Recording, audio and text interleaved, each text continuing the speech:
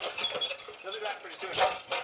is the pour sap. So this is the maple brown I was just talking about. Brewed partially with some of the sap from our trees. It's also got some local syrup. If you chill that down to like 38, 40 degrees, totally different beer. I was like, man, I was nervous. I didn't think it came out all right. And then I said, no, you gotta let it warm up to about 50, 55, and that's when you pick up the maple. So got a nice little sweetness from the syrup and a little bit of a dry finish from the extra sugars in there. So right now we're on a 2-barrel system. We max out capacity and sell out every week. We still, actually now we're bumping back. We're only open every other week just because we literally can't keep up. We sell out. So the new one's gonna be 7-barrel, which would be nice. So over 3 times as much production we'll get.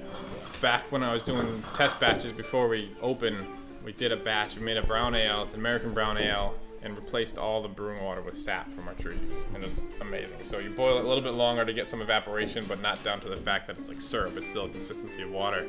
So you just get like a hint of maple on there, a nice dry finish. And so then last year we did our first full batch of that.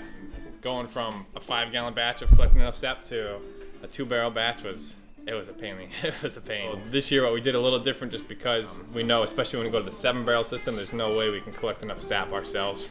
We replaced some of the brewing water with sap from our farm like we did before, not the whole thing.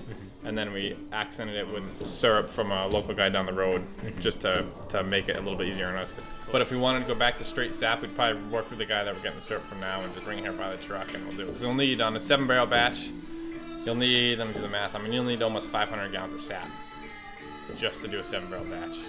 It's easier to put in the equivalent of that in syrup, just to pour it in the end. But I like to keep the original recipe. So it's sort of a hybrid of an American brown and sort of the classic English brown. So we're using a little bit of English malt, a little bit of American malt, some of the chocolate malts to get the color and the flavor in there. So it really is sort of a hybrid. I like styles for what they are, but I also like to kind of cross the boundary a little bit. So it's neat to kind of see that mix and match of it. Now, the hop operation that's going on here.